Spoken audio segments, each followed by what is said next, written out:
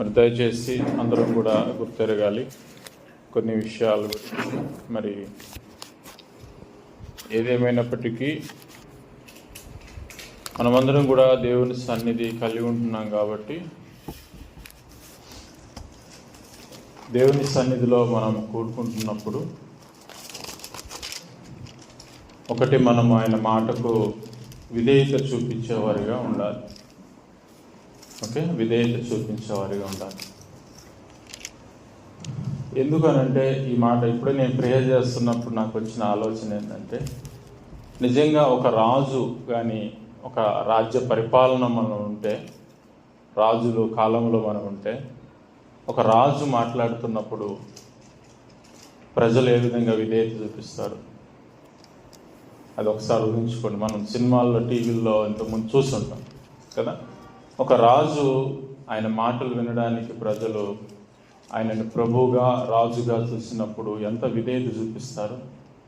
అలాగనే ఇక్కడ కూడా మనం ఆత్మీయంగా దేవుడిని మనము రాజుగానని, మనకు ప్రభువుగానని, అంతకంటే గొప్పగా దేవుడని మనం చూస్తున్నప్పుడు మరి ఆయన మాటలకు మనం ఎంత విధేయత కలిగి ఉండాలి.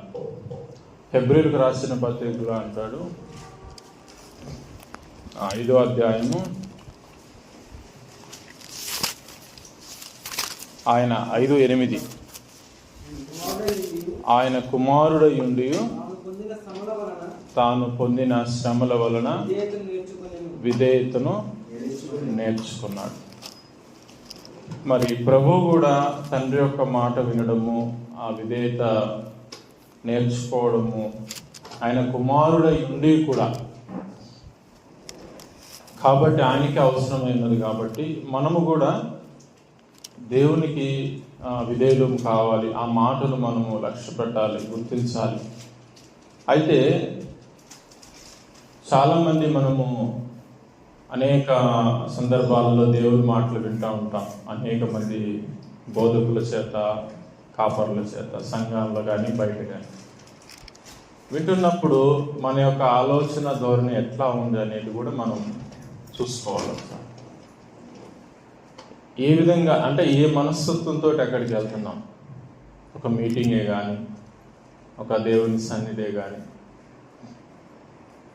దేవుని సన్నిధి అని మనం వస్తాం వాస్తవమే, కానీ మన హృదయంలో ఒకటి ఫిక్స్ చేసుకొని వస్తాం. రావడంతో ఇంటి దగ్గర నుంచి బయలుదేరేటప్పుడే ఏదో ఒకటి ఉంటుంది. కాబట్టి ఏ ఉద్దేశంతో మనము ఏ ఆలోచన మనసులో పెట్టుకొని దేవుని సన్నిధికి వస్తున్నామో అది మనకు చాలా ప్రాముఖ్యం. ఎందుకనంటే మొన్న రీసెంట్గా ఆంధ్రాలో ఒక మీటింగ్ జరిగింది. మా కుటుంబ సభ్యుల్లోనే ఉన్న సేవకుల్లో ఒక మీటింగ్ జరిగింది. సువార్త కూడికి పెట్టారు. సువార్త కూడికి పెట్టినప్పుడు పెట్టింది ఇంకొక వ్యక్తి, సమయం ఇచ్చింది వర్తమానానికి సమయం ఇచ్చింది ఇంకో పాస్టర్కి ఇచ్చారు. అయితే ఒక బ్రదర్ పెట్టాడు, ఒక పాస్టర్కి వర్తమానం ఇచ్చాడు. ఇతను భయం ఏంటనంటే, ఈ సువార్త కూడికి పెట్టిన బ్రదరు ఆయన ఎట్లా చెప్తాడోనని ఆలోచన, ఆయనకి టెన్షన్. ఆయన సరైన రీతిలో చెప్పడేమో సువార్త, ఆ మీటింగ్లో వాక్యం కరెక్ట్గా చెప్పడేమో అనే ఆలోచన తనలో ఉంది.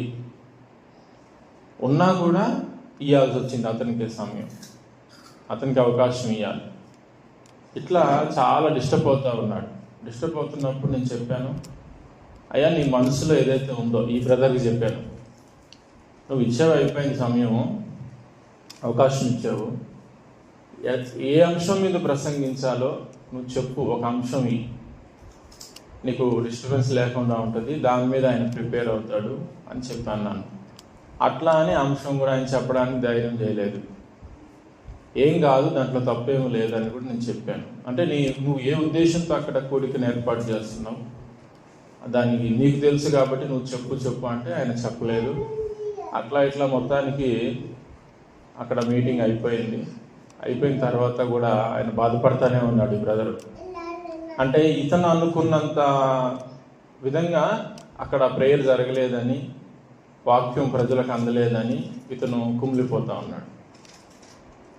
నేను అన్నాను, తర్వాత నువ్వు ఏదైతే నమ్మావో అదే జరిగింది కదా అన్నాను. నేను నీ మనసులో ఏదైతే అనుకుంటున్నావో అదే జరిగింది కదా అన్నాను. ఇంక తర్వాత ఆలోచించడం మొదలుపెట్టాడు. అట్లాగా దేన్నైతే మనం విశ్వసిస్తామో, అప్పటికీ నేను చెప్పాను, లేదు కార్యం జరిగించే దేవుడు, ఈ డౌట్ నువ్వు పెట్టుకోవద్దు, దేవుడి మీద డిపెండ్గా నువ్వు ప్రార్థన చెయ్యి. ఈ వ్యక్తి కరెక్ట్గా చెప్పడు అని నీకు ఆలోచన ఉన్నప్పటికీ దేవుడే ఆ కార్యం జరిగిస్తాడు, నువ్వు దేవుని మీద అనుకో, ప్రార్థన చేయని కూడా చాలా ఆ విషయం కూడా చెప్పాను. మరి ఎట్టకేలకు అది ఆ విధంగా జరిగిపోయింది. మరి ఇతను నిజంగా అంటే ఒక దైవ కార్యంగా చూసి నేను ఒక మీటింగ్ పెట్టేస్తే ఏదో నేను చేసేసాను అనే ఆలోచనతో పెట్టాడా, లేదంటే నిజంగా దేవుని మీద ఆనుకొని ఆ మీటింగ్ పెట్టాడా అనేది తనకు తాను ప్రశ్నించుకోవాల్సిన అవకాశం వచ్చింది. అట్లాగా మనం కూడా ఏంటంటే దేవుని మీద ఆనుకోకుండా మనం ఏది చేసినా కూడా ఏదో చెయ్యాలి, ఫిజికల్గా మనం ఏదో చేసేయాలి దేవుని కోసం అనేది చేస్తే మాత్రం అది వ్యర్థమైపోతుంది. నువ్వు ఎంత మంచి వ్యక్తినైనా తీసుకొచ్చి అక్కడ ఒకవేళ మనం ఏ పనైనా చేపించినా కూడా అది వ్యర్థమైపోతుంది. కాబట్టి అట్లా కాకుండా మనము ప్రేయర్కి ఎప్పుడు వచ్చినా సరే దేవుడు మాట్లాడుతున్నాడు, దేవుని మాటలు ఇవి చూడండి. మీకు ఒక్కోసారి అనిపిస్తూ ఉంటుంది, నాకు అనిపిస్తూ ఉంటుంది ఏం తెలుసా, ఏదైనా ఒక వచనం నేను చదివాను అనుకో బైబిల్లో, అంతకుముందు కామన్గా చదువుకుంటూ వెళ్ళిపోతాం. కొన్ని రోజుల తర్వాత మళ్ళీ అదే వచనము కొత్తగా అనిపిస్తుంది. ఎందుకు అనిపిస్తుంది? ఈ అనుభవం మీకుందా ఎవరికైనా? అదే వచనము కొత్తగా అనిపిస్తుంది. అంటే మనం ఏదైతే విశ్వసిస్తున్నామో, ఏదైతే నమ్ముతున్నామో, ఆ సమయంలో దేవుని మీద మనం ఎంత ఆనుకుంటున్నామో అది ప్రత్యక్షపరచబడుతుంది ఆ సమయంలో. అంటే ఎప్పుడు మరి అంతకుముందు చదివినప్పుడు అనిపించలేదు, ఇప్పుడు ఎందుకు అనిపిస్తుంది, అంతకుముందు నేను దేవుని మీద ఆనుకోలేదు అని అంటే అట్లనే ఉంటుంది. అది ఆ సిచ్యువేషన్స్ అట్లనే ఉంటాయి. ఓకే, సరే, మంచిది. సమయం అయిపోతూ ఉంది. మనం ఈరోజు కొన్ని విషయాలు ధ్యానించుకుందాం. కాబట్టి చెప్పవలసిన మాట ఏంటంటే దేవుని మాటగా అంగీకరించి, ఇప్పుడు దేవుని మాటలే కదా ఇవన్నీ బైబిల్లో, నిజంగా దేవుడు ఏం నేర్పిస్తున్నాడు ఈరోజు, నాకు ఏం నేర్చుకోవాలి నేను ఇక్కడ అని మనం చాలా క్రమశిక్షణతోటి, మంచి భయభక్తులతోటి దేవునికి ఇదే చూపించే వారికి ఉండాలని ఈ మాటలు నేను చెప్తున్నాను ముందుగా. కాబట్టి దయచేసి అందరూ కూడా శ్రద్ధగా దేవుని మాటలు విన్నాం. సమూయేలు మొదటి గ్రంథంలో మొదటి అధ్యాయంలో అనగానే మనకు గుర్తొచ్చేది హన్నా గుర్తుకొస్తుంది. హన్నా మరి గొడ్రాలిగా ఉన్నప్పుడు దేవుని కృపను వేడుకుంటూ ప్రార్థన చేసినప్పుడు కొన్ని విషయాలు మనం ఒక 4-5 అధ్యాయాలు మనం చూస్తే, మ్యాక్సిమం ఒక 4 అధ్యాయాలు మనం ఇక్కడ చూస్తే ఎక్కువగా మనకు కనిపించేది హన్నా, తర్వాత ప్రవక్త అయినటువంటి ఏలి, తర్వాత ఏలి యొక్క కుమారులు, తర్వాత హన్నాకు పుట్టిన సమూయేలు. ఓకే, తర్వాత మళ్ళీ సమూయేలు ఏలి గురించి చూస్తాం. తర్వాత 4వ అధ్యాయంకి వచ్చేసరికి అక్కడ ఒక యుద్ధం సమాచారాన్ని మనం చూస్తాం. ఇశ్రాయేలు ఫిలిష్తీయుల మధ్య యుద్ధం జరుగుతుంది. మందసం తీసుకుపోవడం, ఆ మందసం ద్వారాగా దేవుడు కార్యం చేస్తాడని వాళ్ళు విశ్వసించడం, అయినా కూడా ఓడిపోతారు వాళ్ళు. మందసము పట్టబడుతుంది కదా. అంతవరకు మనం చూస్తాం 4 అధ్యాయాల్లో. ఈ వచనాలను ఒకసారి మనము ధ్యానించుకుందాం. ఈరోజు మనకు అన్వయించుకుంటూ ఈ వచనాలను చూద్దాం. చూడండి, ఇక్కడ మొదటి అధ్యాయంలో, సమూయేలు మొదటి గ్రంథం మొదటి అధ్యాయంలో మరి హన్నా ప్రార్థన చేసేటప్పుడు ఏలి చూస్తాడు కదా. ఏలి చూసి ఏలి ఏమంటాడు అంటే, ఈ విషయాలన్నిటిలో కూడా ఎవరి క్యారెక్టర్ ఎట్లా ఉందా అనేది మనం చూద్దాం. ఓకే, ఏలి యొక్క మరి హన్నా ప్రార్థన చేస్తుంది, చాలా భారంతో కూడిన ప్రార్థన చేస్తున్నప్పుడు ఎక్కడ ప్రార్థన చేస్తుంది? దేవుని సన్నిధిలో ప్రార్థన చేయుచుండగా 11వ వచనం చివరిలో, దుఃఖాక్రాంతురాలై వచ్చి యెహోవా సన్నిధిని ప్రార్థన చేయుచు బహుగా ఏడ్చుచు, సైన్యములకు అధిపతి యెహోవా, నీ సేవకురాలైన నాకు కలిగి ఉన్న శ్రమను చూచి నీ సేవకురాలైన నన్ను మరొక జ్ఞాపకం చేసుకొని నీ సేవకురాలైన నాకు, చూడండి, నీ సేవకురాలైన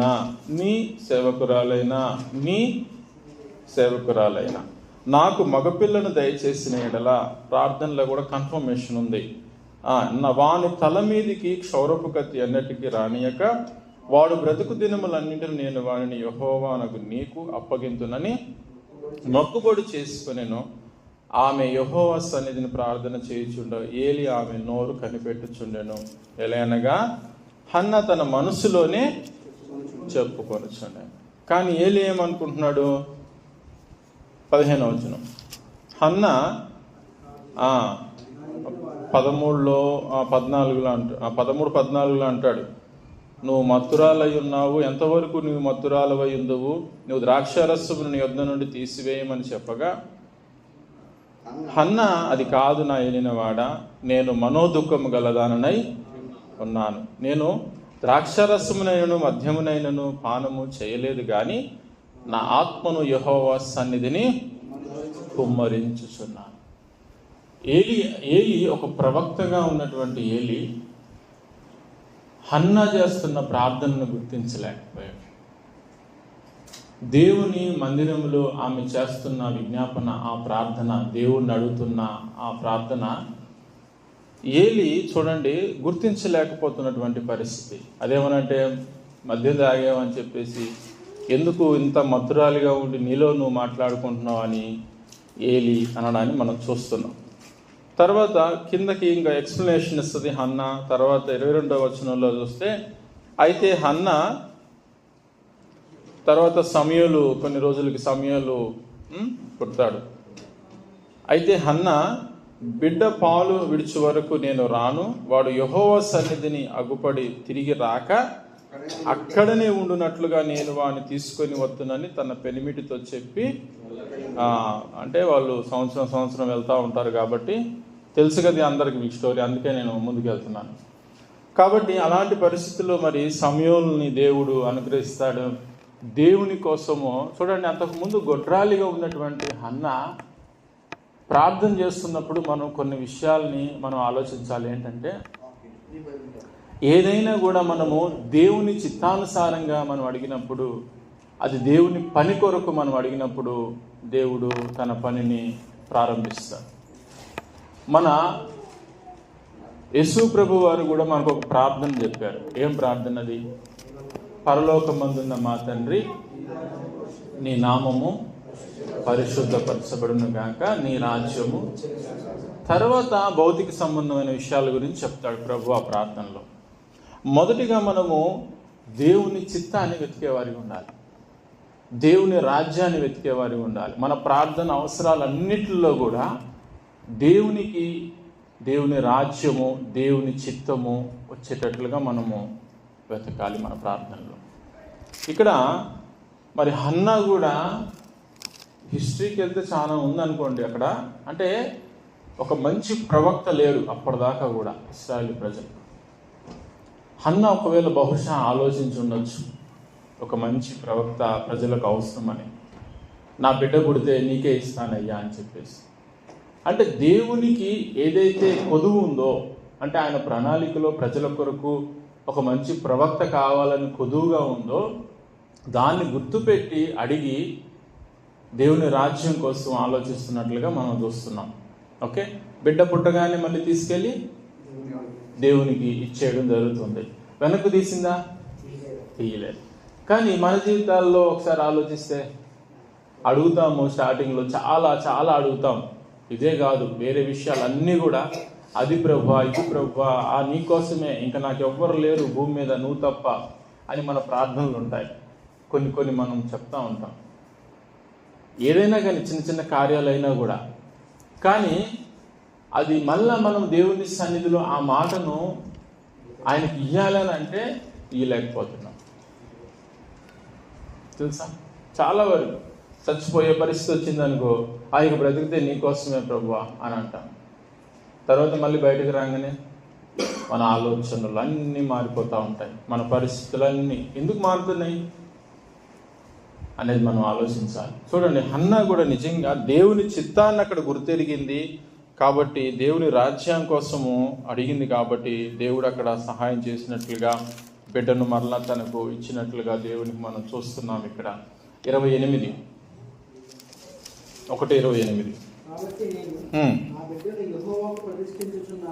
కాబట్టి నేను ఆ బిడ్డను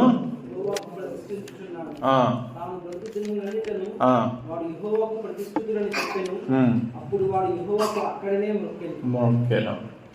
చిన్న పిల్లోడు సమయాలు ఆ బిడ్డను ఎట్లా పెంచింది చూడండి. ఇట్లాంటి చూడండి, త్యాగపూరితమైనటువంటి ఒక స్త్రీ తన జీవితంలో ఇంత ఆలోచన, ఇంకా మేము షార్ట్గానే చెప్పుకున్నాం, మీరు ధ్యానిస్తే ఇంకా ఎక్కువ మీనింగ్ వస్తుంది దాంట్లో.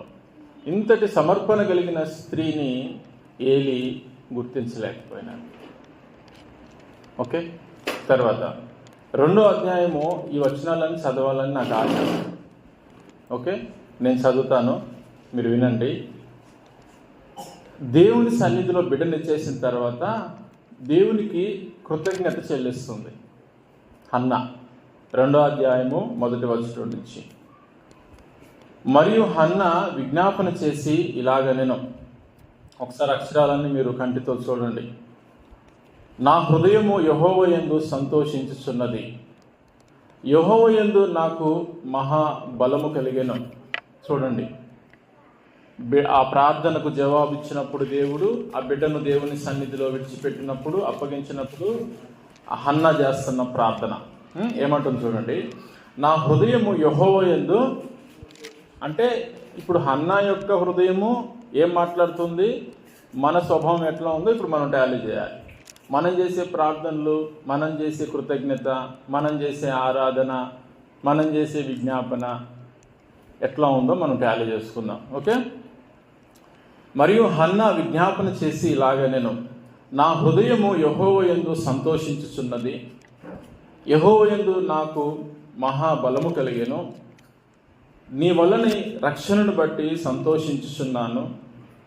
నా విరోధుల మీద నేను అతిశయపడుదును. యెహోవా వంటి పరిశుద్ధ దేవుడు ఒకడును లేడు, నీవు తప్ప మరి ఏ దేవుడును లేడు.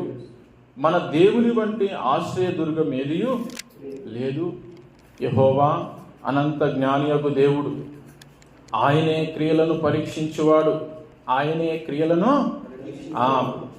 మీకు మీరు అన్వయించుకోవాలని నేను మళ్ళా చదువుతున్నాను. ఓకే, అది చూడండి, ఆ వర్డ్స్ వింటూ మీ ఆత్మీయ జీవితాలకు ఆపాదించుకోండి. ఆయనే క్రియలను పరీక్షించువాడు, ఇకను అంత గర్వముగా మాటలాడకుడి, గర్వపు మాటలు మీ నోట రానియకుడి. ప్రఖ్యాతి నొందిన వీలుకాండ్రు ఓడిపోవుదురు, త్రొట్టిల్లిన వారు బలము ధరించుదురు. తృప్తిగా భుజించిన వారు అన్నము కావాలనని కూలికి పోవుదురు. ఎవరు కూలికి పోయేది? ఎవరు? తృప్తిగా భుజించిన వాళ్ళు ఎవరైనా మళ్ళీ కూలికి పోతారా అంటే ఏమర్థమవుతుంది దాంట్లో? దేవుడు లేని ప్రజల పరిస్థితులు మారుతాయి. చూడండి, తృప్తిగా భుజించిన వారు అంటే పైన ఏమన్నాడు, ఇకను గర్వముగా మాట్లాడకుడి, గర్వపు మాటలు మీ నోట రానియకుడి అంటే దేవుణ్ణి చూపిస్తూ మానవుని యొక్క హృదయంలో ఉన్న పరిస్థితులను గురించి చెప్తుంది. అక్కడ ఎవరు ఎట్లా ఉంటే ఎవరికి ఎట్లా ప్రతిఫలం జరుగుతుంది అనేది చెప్తుంది. ఓకే, తృప్తిగా భుజించిన వారు అన్నము కావాలని కూలికి పోవుదురు, ఆకలి కొనిన వారు ఆకలి తీరా తిందురు. గొడ్రాలు 7 పిల్లలను కనును. చూడండి, అనేకమైన పిల్లలను కనినది కృషించిపోవదు. జనులను సజీవులుగాను మృతులుగాను చేయువాడు యెహోవాయే.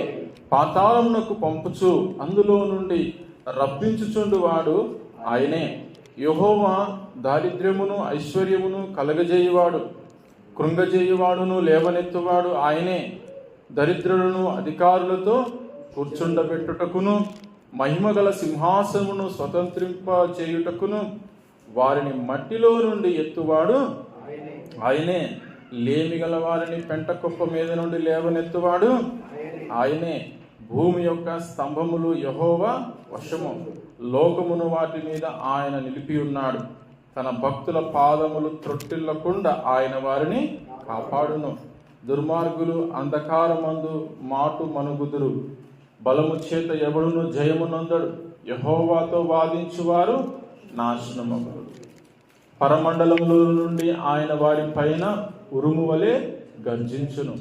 లోకపు సరిహద్దులలో నుండి వారికి ఆయన తీర్పు తీర్చును. తాను నియమించిన రాజునకు ఆయన బలమిచ్చును.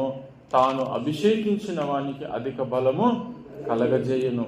తర్వాత ఎల్కానా రామాలోని తన ఇంటికి వెళ్ళిపోయాను. అయితే ఆ బాలుడు యాజకుడైన ఏలి ఎదుట యెహోవాకు పరిచర్య చేయుచుండెను.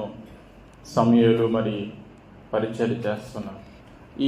మీరు ఈ 2వ అధ్యాయం ఇప్పుడు చదివిన 10 వచనాలు మీరు ధ్యానించాలని నా ఇష్టం. ఓకే, మీరు ఇంటి దగ్గర ధ్యానించండి. ఒక్కొక్క వచనం వెనకాల ఉన్నటువంటి భావం ధ్యానించాలి ఖచ్చితంగా. కాబట్టి ఇక్కడ మనం చూస్తున్నాం, ఈ విధంగా దేవుని సన్నిధిలో బిడ్డను ప్రతిష్ఠించి దేవునికి ఇచ్చేసి మాట చొప్పున, తర్వాత దేవునికి విజ్ఞాపన చేసి ఈ విధంగా దేవుని గురించి చెప్పి ఇంటికి వెళ్ళిపోయారు, బాలును వదిలిపెట్టేసి. తర్వాత 12 నుంచి మనం కొన్ని వచనాలు చూస్తే తెలిసిన విషయాలు మనకి. ఏలి యొక్క కుమారులు ఏం చేస్తున్నారు? ఆ బలులు అర్పించే దగ్గర అంతా, ఆ మాంసం దగ్గర అంతా గలిబిలి చేస్తూ అన్యాయం చేస్తూ ఉన్నారు. ఓకే, దాన్ని దేవుడు చూస్తున్నాడు. ఆ విధంగా వాళ్ళు చేస్తున్నప్పుడు 17వ వచనం, అందువలన జనులు యెహోవాకు నైవేద్యం చేయుట యందు, అంటే వాళ్ళు చేస్తున్న పనులు, ఈ బలులు తీసుకొచ్చిన ప్రజలు బలులు తీసుకొచ్చి దేవుని సన్నిధిలో ఇస్తుంటే వాళ్ళు ఆ మాంసం దొంగిలించడం, వాళ్ళు అన్యాయంగా ముందుగానే తీసేసుకోవడము, ఇవన్నీ చేస్తున్నప్పుడు జనులు అంటే ఇవన్నీ చూసి నైవేద్యం చేయుట యందు అసహ్యము పడుటకు ఆ యవ్వనులు కారణమైరు గనుక వారు పాపము యెహోవా సన్నిధికి బహు గొప్పదాయను. తర్వాత మనం చూస్తే హన్నాను మళ్ళీ ఏలి ఆశీర్వదిస్తాడు, మళ్ళీ బిడ్డలు పుడతారు, 3 కుమారులు 2 కుమార్తెలు పుడతారు. తర్వాత ఈ అంత మాత్రమే కాకుండా ఏలి కుమారులు ఏం చేస్తున్నారు? మందిరాల్లో ఉన్న స్త్రీలతోటి అసభ్యంగా వాళ్ళు ఉన్నప్పుడు అది ఏలి దృష్టికి వస్తుంది. ఏలి దృష్టికి వచ్చినప్పుడు 25వ వచనం చూడండి, ఏలి ఏమంటున్నాడు? నరునికి నరుడు తప్పు చేసిన ఎడల దేవుడు విమర్శ చేయును గాని, ఎవరైనా యెహోవా విషయములో పాపము చేసిన ఎడల, చూడండి, వాని కొరకు ఎవడు విజ్ఞాపన చేయును అనెను. అయితే యెహోవా వారిని చంపదలిచి ఉండెను గనుక వారు తమ తండ్రి యొక్క మొరను వినకపోయారు. చూడండి, మనిషి మధ్యలో ఏదన్నా ఉంటే దేవుడు ఏదైనా మాట్లాడగలుగుతాడు, కానీ దేవునికి మానవుడికి ఉంటే ఏమైనా చేయగలుగుతాడా? అతని పక్షాన్ని ఎవరైనా విజ్ఞాపన చేయగలుగుతారా? ఎందుకు చేయలేరు? దేవునితో మాట్లాడగలుగుతామా మనం? మాట్లాడలేము మనం కదా. అందుకు అంటున్నాడు, నరునికి నరుడు తప్పు చేసిన ఎడల దేవుడు విమర్శ చేయును కానీ, ఎవరైనా యెహోవా విషయంలో పాపం చేస్తే కదా, వీళ్ళు నేరుగా దేవుని విషయంలోనే తప్పు చేస్తున్నారు. ఏలి యొక్క కుమారులను మనం చూస్తున్నాం. అయితే యెహోవా సన్నిధిని, 26, బాలుడునగు సమూయేలు ఇంకను ఎదుగుచు యెహోవా దయ్యందును మనుషుల దయ్యందును వర్ధిల్లుచుండెను. చూడండి, ఎలాంటి పరిస్థితులు ఉన్నప్పటికీ కూడా, అంటే ఏలి దగ్గర ఉన్నటువంటి సమూయేలు, ఏలి దగ్గర ఉన్నటువంటి కుమారులు ఆ మందిరంలో జరుగుతున్న ఆ పరిస్థితులన్నీ చూస్తున్నాడు. బాగున్నాయా? ఏం బాగాలేవు. అయినా కూడా సమూయేలు ఎదుగుతానే ఉన్నాడు. ఎట్లా సాధ్యమైన సమూయేలుకి?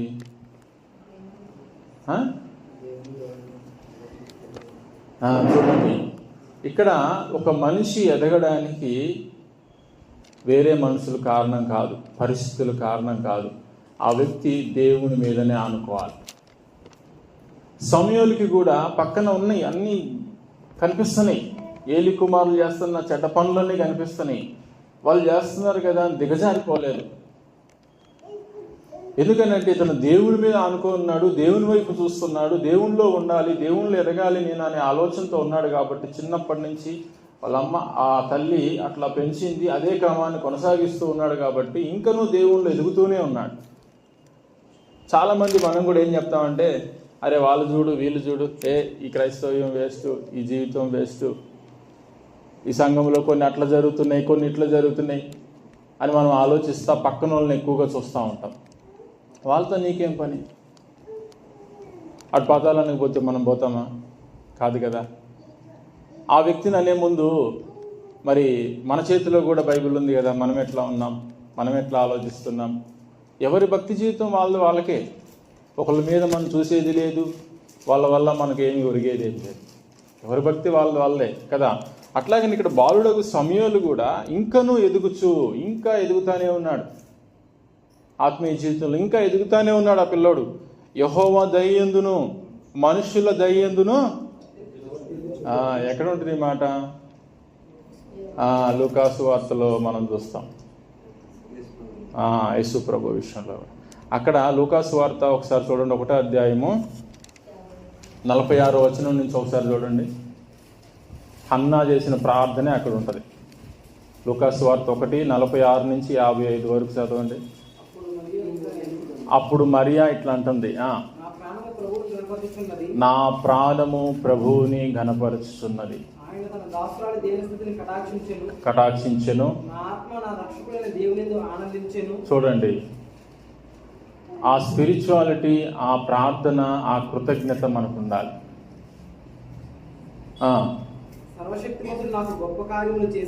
సర్వశక్తిమంతుడు నాకు ఎట్లా గొప్ప కార్యం? కన్య గర్భవతి అయితే గొప్ప కార్యమా?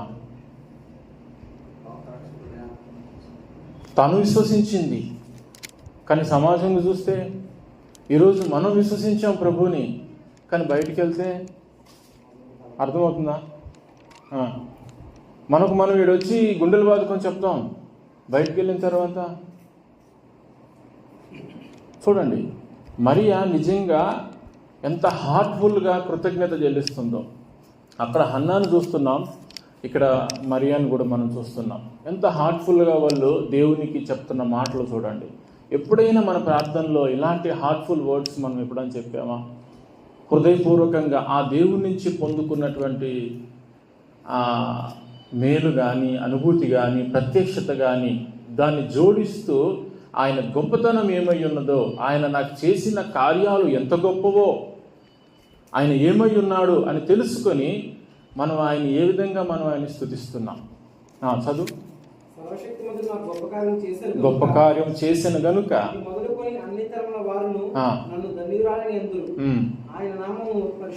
ఆయన నామము పరిశుద్ధము. ఆయన నామము పరిశుద్ధమని మనం అందరం చెప్పగలుగుతామా?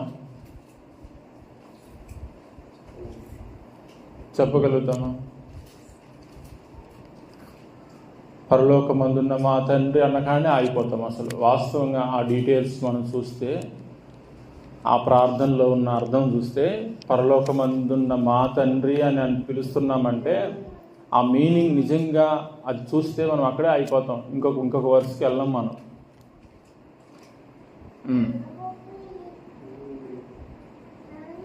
టక మనం పరలోక ప్రార్థన చేసేస్తాం. ఆ పరలోక ప్రార్థనలో ఉన్న మీనింగ్ ఏంటి? నీ నామము పరిశుద్ధపరచబడును గాక. ఇప్పుడు అక్కడేముంది? ఆయన నామము పరిశుద్ధం. నీకు ఎట్లా తెలుసు ఆయన నామం పరిశుద్ధమని? వాళ్ళు చెప్పమన్నారని నేను చెప్పేస్తా అంటే అయిపోద్దా? ఆలోచించండి ఒకసారి. పాస్టర్ చెప్పాడంటే రామకృష్ణ ఈరోజు నుంచి నువ్వు అన్నారయ్యా యెహోవా నామం పరిశుద్ధము. నీకు తెలియదు మీనింగు, ఆయన ఏంటో నీకు తెలియదు. నేను చెప్పినంత మాత్రాన్ని నువ్వు చెప్పేస్తే ఆ అనుభూతిలోకి నువ్వు వెళ్ళిపోతావా? కదా. ఆ వర్డ్కు ఉన్నటువంటి గొప్పతనం, దానిలో ఉన్న అర్థం. అది ఎప్పుడైతే మనం అర్థం చేసుకుంటామో అప్పుడు ఆ అనుభూతితో మనం ఆ పదం పలికినప్పుడు అది దేవునికి మహిమ.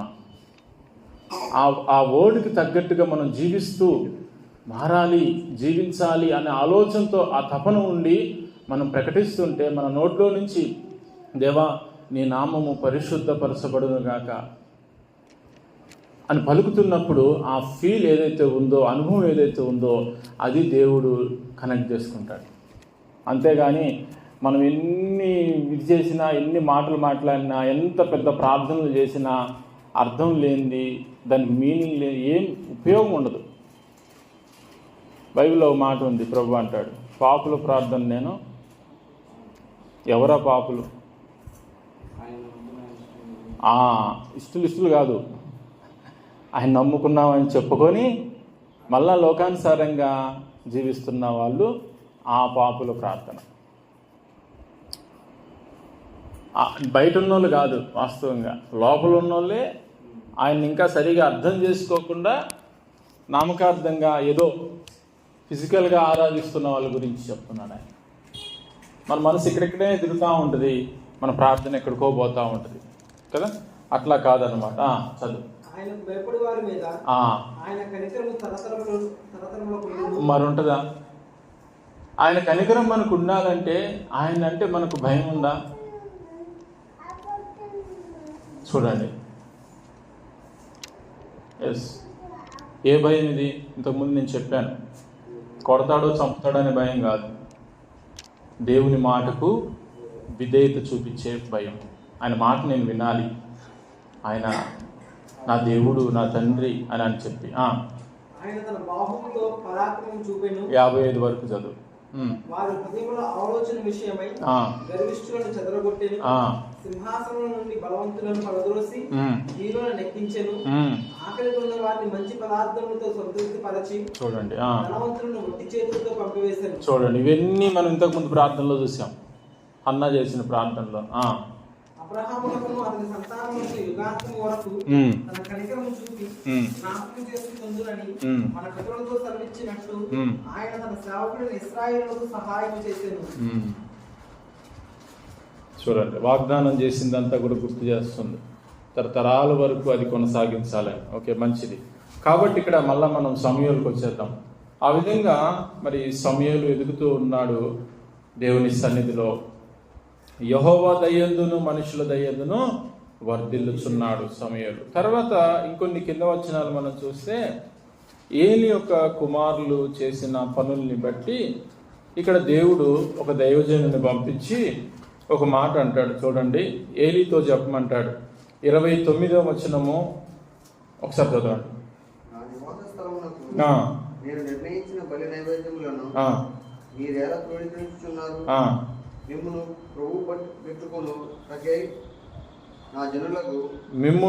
క్రొవ్వు పెట్టుకొను కొనుటకై నా జనులకు ఇశ్రాయేలు చేయు నైవేద్యములలో శ్రేష్ఠ భాగములను పట్టుకొనుచు నాకంటే ఎవరిని అంటున్నాడు? ఏలితో అంటున్నాడు.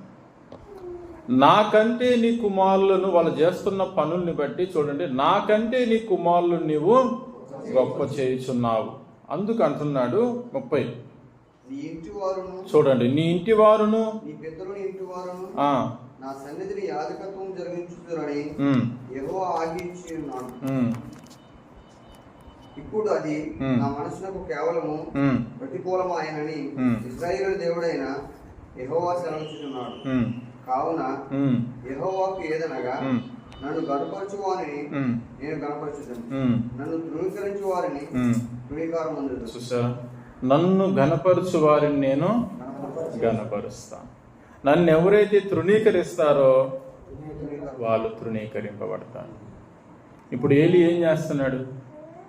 దేవుని కంటే కూడా తన కుమారులను గణపరుచుకుంటున్నాడు, దేవుణ్ణి అవమానపరుస్తున్నాడు, గొప్ప చేసుకుంటున్నాడు. అంటే మనకు ఏమర్థమవుతుంది అంటే, ఇక్కడ కొన్ని వచనాలు మనం చూస్తే ఏలి మంచిగానే చెప్తున్నాడు కదా అని అనుకుంటాం. కొన్ని వచనాలు ఉంటాయి బైబిల్లో అక్కడనే, ఓకే, బుద్ధి చెప్తున్నాడు కదా, ఎందుకు ఇట్లా చేస్తున్నారు అని అనుకుంటాం. కానీ దేవుని దృష్టిలో ఏలి చేస్తున్న పని సరైన రీతిగా లేదు. ఇక్కడ మనం చూస్తున్నాం. అదే రీతిగా 3వ అధ్యాయంకి వచ్చేసరికి కన్క్లూషన్కి వద్దాం మనం, అయిపోతుంది. 3వ అధ్యాయంకి వచ్చేసరికి సమూయేలు అక్కడ పనుకొని ఉంటాడు, తెలుసు కదా. ఏలీను సమూయేలేమో ఆ మందసం దగ్గర పనుకొని ఉన్నప్పుడు సమూయేలును దేవుడు పిలుస్తాడు. చూడండి, ఏలి ఒక పాస్టర్గా ఉన్నప్పటికీ ఏలి బిడ్డలు ఎట్లా ఉన్నారు, ఓకే, సమూయేలు ఎట్లా జీవిస్తున్నాడు అనే దాన్ని బట్టి మనం చూస్తున్నాం. ఇంతకుముందు ఒకసారి మనం ఏలియా గురించి, ఎలీషా గురించి, గెహాజీ గురించి ధ్యానించాం. ఓకే, ఏలియా క్రింద ఎలీషా ఎట్లా ఉన్నాడు, ఎన్ని పాలాత్మను పొందుకున్నాడు, ఎలీషా దగ్గర గెహాజీ ఎట్లా ఉన్నాడు, గెహాజీ ఎన్ని పాళ్ళు పొందుకున్నాడు, ఏది లేదు కానీ శాపాన్ని కొని తెచ్చుకున్నాడు. కానీ బహుశా ఎలీషా 4 రెట్లు ఇవ్వాలని ఉన్నాడేమో అడిగితే కదా, కానీ శాపాన్ని కొని తెచ్చుకున్నాడు. అంటే అక్కడ ఏందనంటే ఎంత పెద్ద గురువు కింద ఉన్నామనేది ముఖ్యం కాదు. దానికంటే ముఖ్యం ఏందనంటే నీకు నువ్వు దేవునికి ఎట్లా సమర్పించుకుంటున్నావు అనేదే ముఖ్యం. వీళ్ళు నాకు బలమైన వాక్యం చెప్పలేదు అందుకే నేను ఎదగలేకపోతున్నా, ఇది కాదు సమస్య. నీకు నువ్వు దేవునికి ఎట్లా సబ్మిట్ చేసుకుంటున్నావు, దేవుని మీద నువ్వు ఎంత అనుకుంటున్నావు, నీ ఆశ ఎంత ఉంది దేవునిలో అనేదే ముఖ్యం. ఓకే, ఇక్కడ కూడా సమూయేలును మనం చూస్తే సమూయేలుతో ఇప్పుడు ఏలి ఉన్నప్పుడు దేవుడు ఏలితో మాట్లాడాలి కదా, ఏలితో మాట్లాడట్లేదు. ఏలి పని అయిపోయింది, అక్కడ మొత్తం చాప్టర్ క్లోజ్ చేసేస్తానని చెప్పేసి దేవుడు చెప్తాడు. సమూయేలుతో మాట్లాడినప్పుడు సమూయేలుతో 3 సార్లు సమూయేలు అని దేవుడు పిలిస్తే సమూయేలు లేచి ఎవరి దగ్గరికి వెళ్తున్నాడు, ఏలి దగ్గరికి వెళ్తాడు కదా. ఒక్కటి మనం గమనించాలి, అక్కడ సమూయేలు నిజంగా ఆ రాత్రి పనుకున్నప్పుడు కూడా మెలకువతోటే ఉన్నాడు కదా. చిన్నపిల్లోడు అయినప్పటికీ మెలకువతోటే ఉన్నాడు. ఏ సమయాన్ని దేవుడు ఎప్పుడు పిలుస్తాడు, అది ఒకవేళ ఫస్ట్ ఆయన 3 సార్లు దేవుడు పిలిచినా గుర్తెరగలేదు, కానీ గురువు పిలిచాడన్న విషయంలో ఉన్నా కూడా మెలకువగా ఉన్నాడు. మెలకువ కలిగినటువంటి జీవితం. ఇప్పుడు కొత్త నిబంధనలో మీరు మెలకువగా ఉండాలని అంటాడు ప్రభు వాక్యం. అట్లాగనే సమూయేలు కూడా చాలా మెలకువగా ఉన్నాడు, అటెన్షన్గా ఉన్నాడు దేవునిలో. ఎప్పుడు ఎవరు ఎట్లా పిలుస్తారా, అది గురువే కానీ ఎవరైనా కానీ. ఇంకా దేవుని యొక్క ప్రత్యక్షత ఇంకా రాలేదు అప్పటికి, సమూయేలుకి అంతకు ముందు దాకా కదా. అప్పుడే వింటున్నాడు. అయినా కూడా ఒక మనిషి పిలిచినా కూడా దానికి విధేయత చూపించే స్థాయిలో సమూయేలు ఉన్నాడు. అంత సబ్మిట్ చేసుకున్నాడు దేవుడు. అప్పుడు ఏలి గుర్తించి లేదు ఈసారి మళ్ళా అదే స్వరం వినిపిస్తే ఏమనాలి నువ్వు,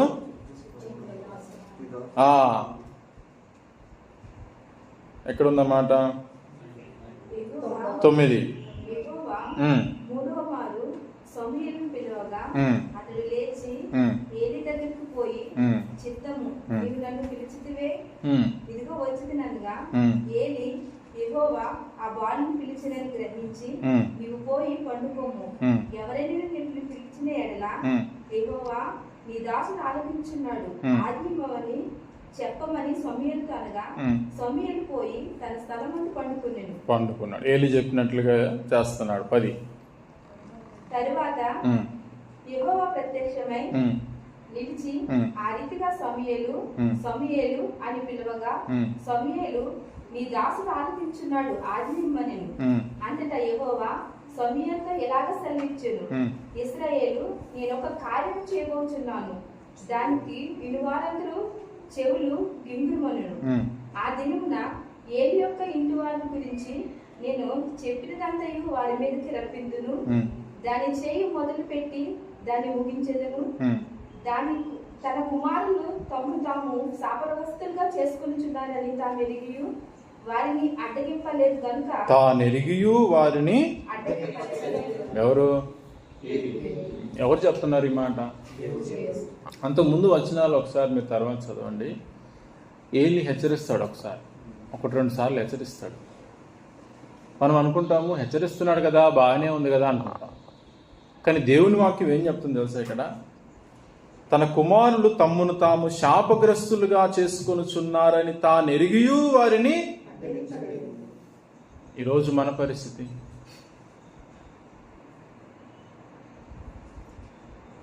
బిడ్డలను కన్నాము, పుట్టారు, దేవుడు ఇచ్చాడు, తమకు తాము శాపగ్రస్తులు అవుతున్నారు ఈరోజు.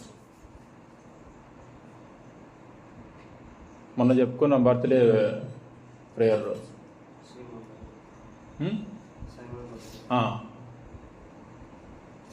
బిడ్డలు పుట్టలేదన్నప్పుడు కావాలి కావాలి కావాలని ప్రార్థన చేస్తాం. పుట్టిన తర్వాతనేమో వాళ్ళని పట్టించుకునే టైం కూడా మనకు ఉండదు. ఎందుకు వాళ్ళని మనకు అంటాం?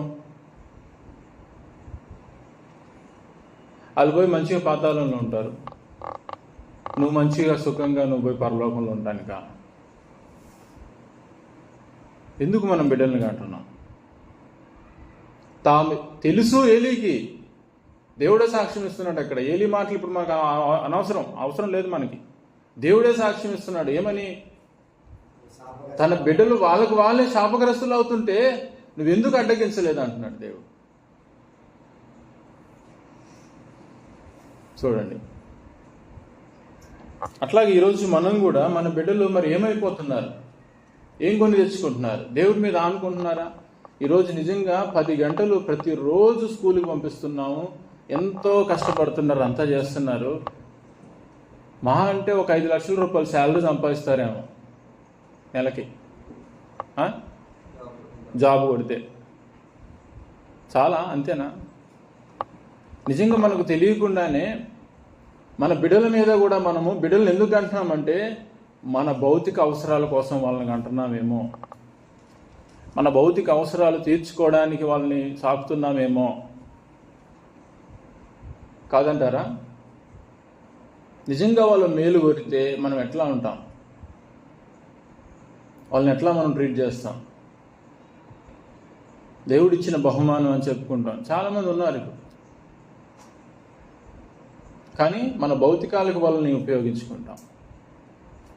వాళ్ళకు వాళ్ళే ఒకరోజు నిజంగా శాపగ్రస్తులు అయిపోయే పరిస్థితి వచ్చినప్పుడు చూడండి, ఇక్కడ ఏమంటున్నాడు దేవుడు? తన కుమారులు తమ్మును తామే శాపగ్రస్తులుగా చేసుకొనుచున్నారని తానెరిగి వారిని.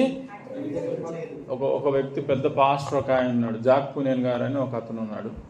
ఆయన ఏమంటున్నాడు తెలుసా? ఒక బుక్లో రాస్తా అంటాడు, పిల్లలు ఏదన్నానంటే వ్యతిరేకంగా ఉంటేనంట వాళ్ళు కాలో చేయి విరగొట్టు ప్రభు అని ప్రార్థన చేస్తాడంట ఆయన, మంచి దారిలో రావడానికి. అంటే అర్థమవుతుందని చెప్తున్నా ఆ పదం. అంత కఠినంగా మనము దాన్ని తీసుకోవాలి. పాపం యొక్క తీవ్రత, పిల్లలు ఎట్లా అయిపోతున్నారు, ఏమైపోతున్నారు.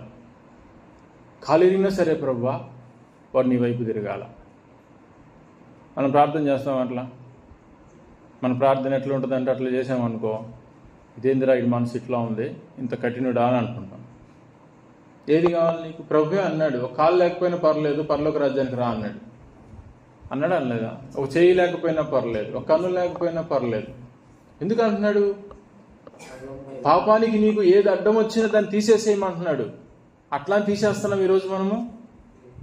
ఎందుకు తీయమని చెప్పట్లేదు పాస్టర్లు, బోధకులు? తీయమని ఎందుకు చెప్పట్లేదు?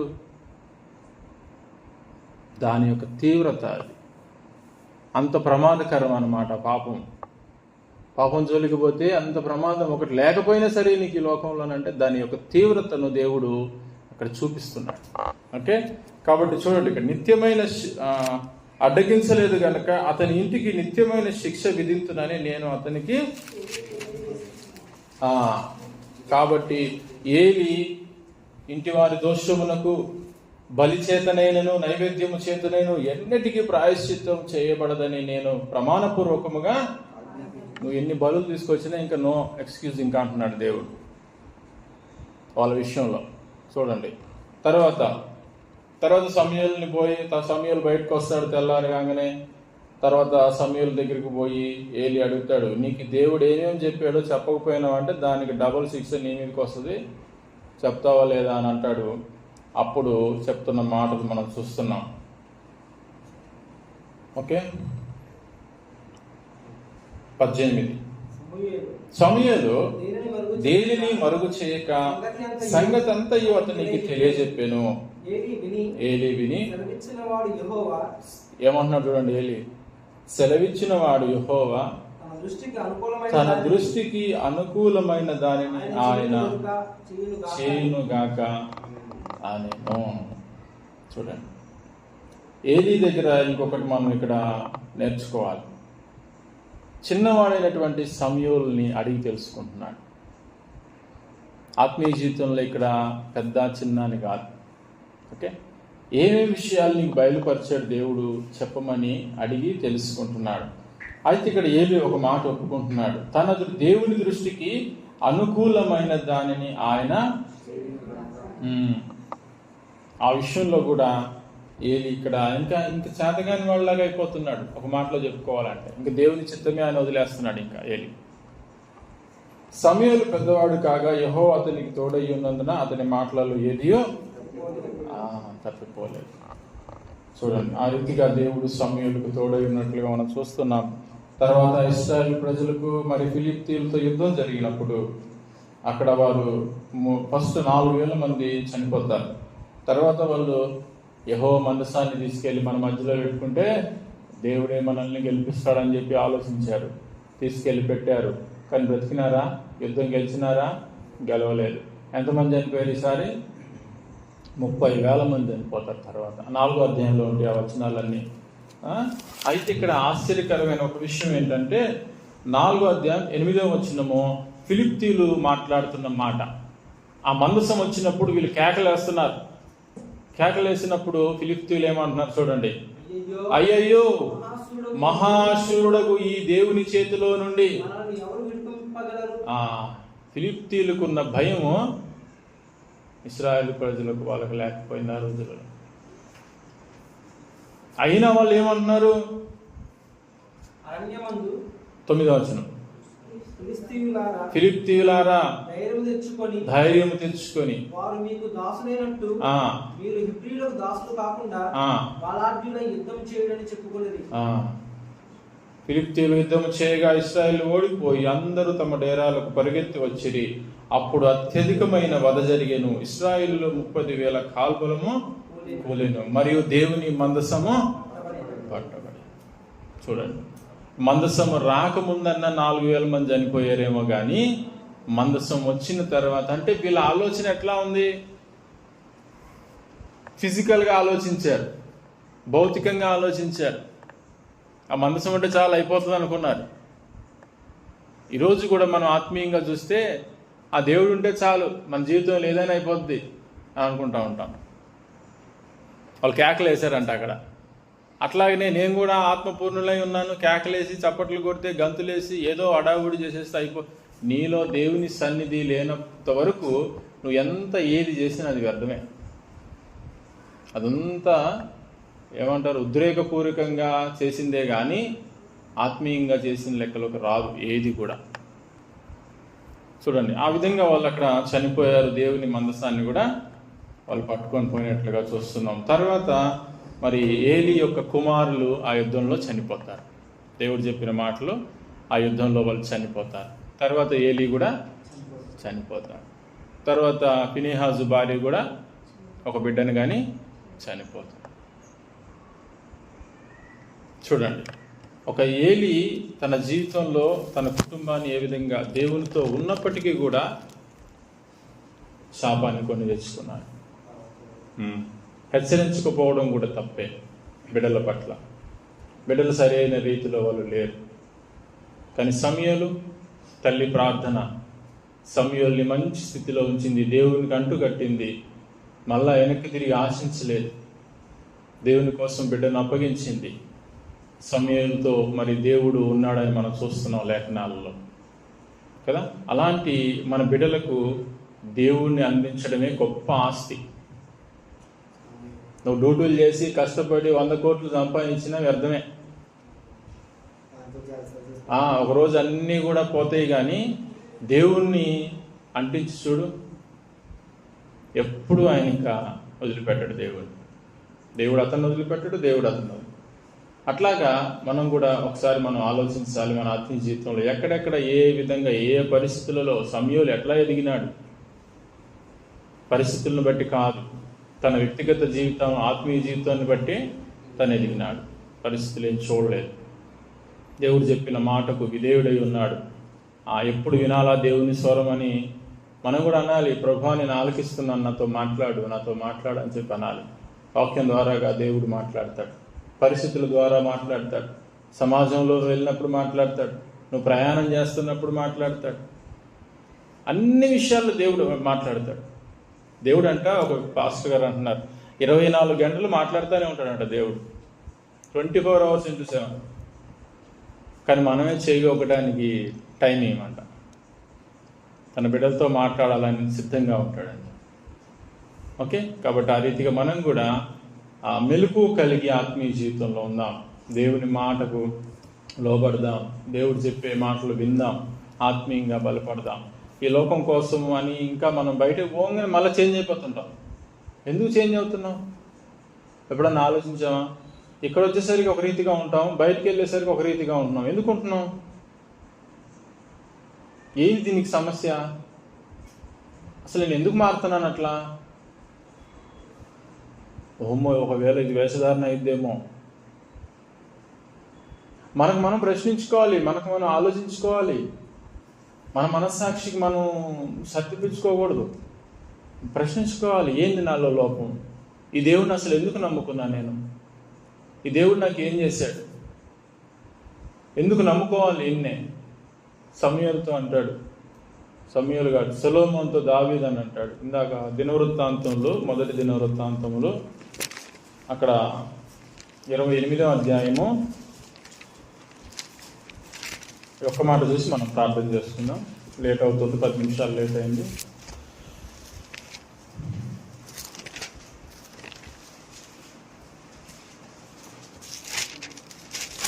తొమ్మిది.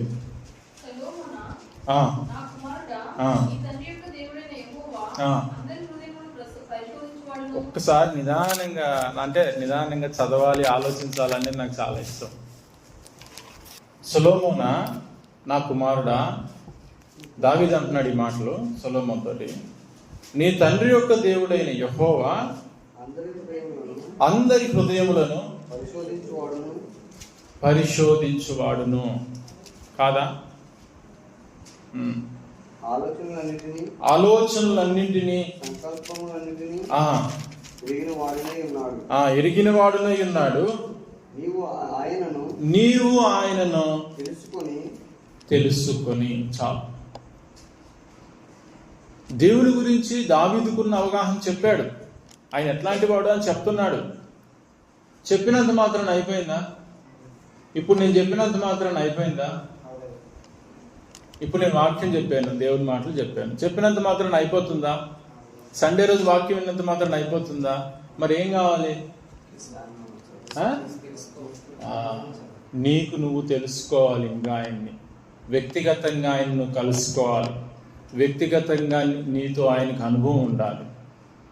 నీకు నువ్వు తెలుసుకున్నంత వరకు ఎంత పెద్ద ప్రసంగాలు విన్నా, ఎన్ని గొప్ప ప్రసంగాలు విన్నా అది 10% మాత్రమే. ప్లేట్లో మంచి ఆహారం తీసుకొచ్చి నీ ముందు పెట్టినట్టే. తినాల్సిన బాధ్యత అది మనది. కాబట్టి ఇక్కడ కూడా సొలొమోనుతో అంటుంది ఏంటంటే, నీవు ఆయనను తెలుసుకొని హృదయపూర్వకముగాను,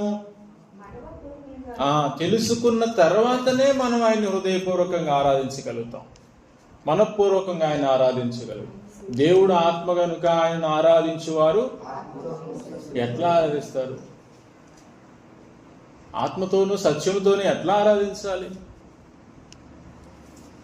తెలుసుకొని. తెలియకుండా మనం ఏది చేసినా అది వ్యర్థమే.